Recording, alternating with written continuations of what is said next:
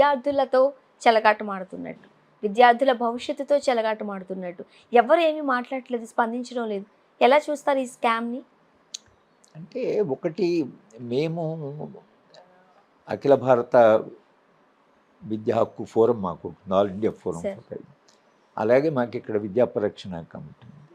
నేను అక్కడ అధ్యక్ష వర్గ సభ్యుడిని, ఇక్కడ కూడా నేను జనరల్ సెక్రటరీ. మేము ఈ జాతీయ విద్యా విధానము వచ్చినప్పటి నుంచి మేము నిరంతరంగా ఈ విధానం ఏదైతే దేశానికి చాలా ప్రమాదము, ప్రధానంగా మీరు ఆ పాలసీలో చాలా పొరపాట్లు ఉన్నాయి, కానీ అన్ని సెంట్రలైజ్ చేయడం. అంటే పరీక్ష నిర్వహణ అనేది ఇంత పెద్ద దేశంలో ఎక్కడ నాగాలాండ్, అరుణాచల్, ఎక్కడ గుజరాత్, ఎక్కడ కాశ్మీర్, ఎక్కడ ఇంత పెద్ద దేశంలో అత్యధిక జనాభా కలిగిన దేశం ఇప్పుడు. చైనాను కూడా మనం దాటాం జనాభాలో. చాలా అసమానతలు ఉన్నటువంటి దేశం. కొన్ని రాష్ట్రాలు అభివృద్ధి చెందాయి, కొన్ని రాష్ట్రాలు వెనుకబడి ఉన్నాయి. విద్యారంగంలో ఇప్పుడు మీరు ఢిల్లీ సిటీనే తీసుకుంటే అక్కడ universities, Delhi university, Jawaharlal university, Ambedkar university, మీకు భిన్నమైన యూనివర్సిటీస్ ఉన్నాయి. అక్కడ 76 కాలేజెస్ ఢిల్లీ యూనివర్సిటీ కింద చాలా క్వాలిటీ ఉన్న కాలేజ్. కనీసం 20-30 కాలేజెస్ అన్న చాలా, అంటే దేశంలోనే అత్యున్నతమైనటువంటి నాణ్యత కలిగినవి. అక్కడ చదువుకున్న పిల్లలతో ఎక్కడో వెనుకబడిన ప్రాంతం పిల్లలు కాంపీట్ చేయడం. ఇప్పుడు అనిత అనేటువంటి అమ్మాయి తమిళనాడులో ఆత్మహత్య చేసుకున్నది. ఆమె ఆత్మహత్య చేసుకుంటూ రాసినట్టు ఆమె నీట్ ఫెయిల్ అయితేనే ఆత్మహత్య చేసుకున్నది. దళిత అమ్మాయి, 96% వచ్చాయి, అయినా ఆమెకు మెడికల్ ఎంట్రన్స్ రాలేదు.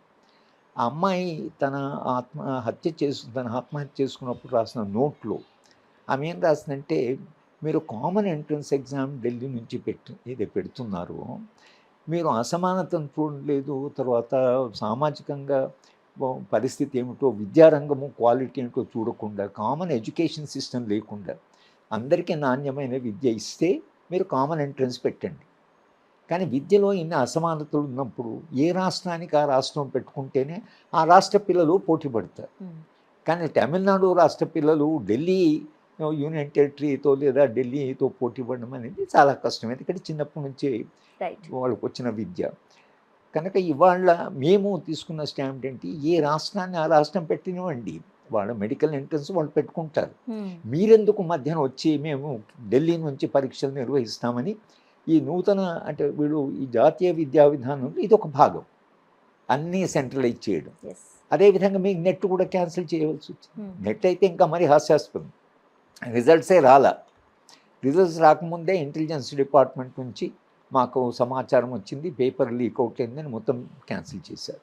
అది పిల్లలు గొడవ లేదు, రిజల్ట్స్ రాలేదు, 18కి పరీక్ష జరిగింది, 19వ తారీఖు రోజు పరీక్షను మీరు క్యాన్సిల్ చేశారు. ఎందుకు క్యాన్సిల్ చేసినట్లు, అయినా నీట్ మీరు ఎందుకు అలా పెట్టినట్లు?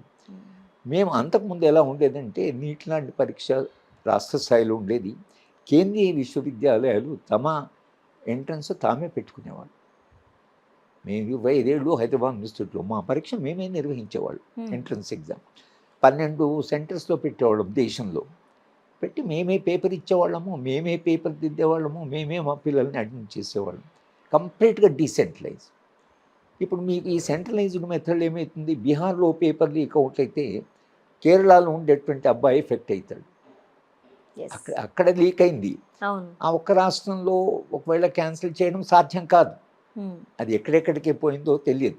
కనుక బీహార్లో పొరపాటు అయింది కాబట్టి మొత్తం క్యాన్సిల్ చేయాలి. అంటే దేశవ్యాప్తంగా ఎఫెక్ట్ అవుతుంది. ఒక్క రాష్ట్రంలో తప్పు జరిగితే అన్ని రాష్ట్రాల్లో ఉన్న పిల్లలు దానివలన ఇలాంటి సంక్షోభానికి గురవుతారు.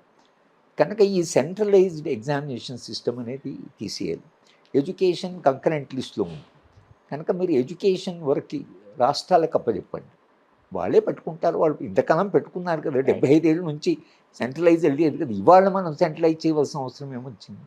అంటే ఇవాళ ఏమైంది, ఆర్థిక వ్యవస్థలో సంపద కేంద్రీకృతమైంది, మీడియా చాలా సెంట్రలైజ్ అయిపోయింది, అధికారము సెంట్రలైజ్ అయిపోయింది. అందుకని అన్ని రంగాలను సెంట్రలైజ్ చేయాలి. అన్ని రంగాలను సెంట్రలైజ్ చేయాలన్నప్పుడు ఏమవుతుంది, ఇవాళ అన్ని రాష్ట్రాల పిల్లలు ఎవరికి వ్యతిరేకంగా పోరాటం చేస్తున్నారు, కేంద్ర ప్రభుత్వానికి వ్యతిరేకంగా. ఈ పరీక్ష ఒక డీసెంట్రలైజ్గా ఉంటే బీహార్లో లీక్ అవుట్ అయితే బీహార్ పిల్లలు గొడవ చేసేవాళ్ళు, బీహార్ గవర్నమెంట్ వాళ్ళు క్యాన్సిల్ చేసుకున్న మిగతా 30 రాష్ట్రాలకి ఇది ఎఫెక్ట్ అయ్యేది కాదు కదా. కనుక మీరు సెంట్రలైజ్ చేయడం అనేది భారతదేశం లాంటి దేశంలో అది సాధ్యం కాదు. అది మేము చెప్తూనే ఉన్నాం, అది బిగినింగ్ నుంచి మేము చెప్తున్నాము, ఇది సాధ్యం కాదు, ఇంత సెంట్రలైజ్ చేయకూడదు, విద్యా విధానాన్ని డీసెంట్రలైజ్ చేయాలి, ఏ విశ్వవిద్యాలయం తన పరీక్షలు తాను నిర్వహించుకోవాలి, ఏ రాష్ట్రము తన కామన్ ఉంటే వాళ్ళు నిర్వహించుకోవాలి. కేంద్ర ప్రభుత్వము మేము సెంట్రల్ యూనివర్సిటీ అడ్మిషన్ మేము ఇస్తున్నాము, స్టేట్ యూనివర్సిటీ అడ్మిషన్ మేము, ఇంకా వాళ్ళు ముందుకు పోయి స్టేట్ యూనివర్సిటీస్ యొక్క అడ్మిషన్ కూడా వాళ్ళే చేస్తామంటున్నారు, కాలేజీల అడ్మిషన్ కూడా వాళ్ళే చేస్తామంటున్నారు. సాధ్యం కాని పని, దాని ప్రమాదం ఏంటో ఇవాళ మీరు చూశారు.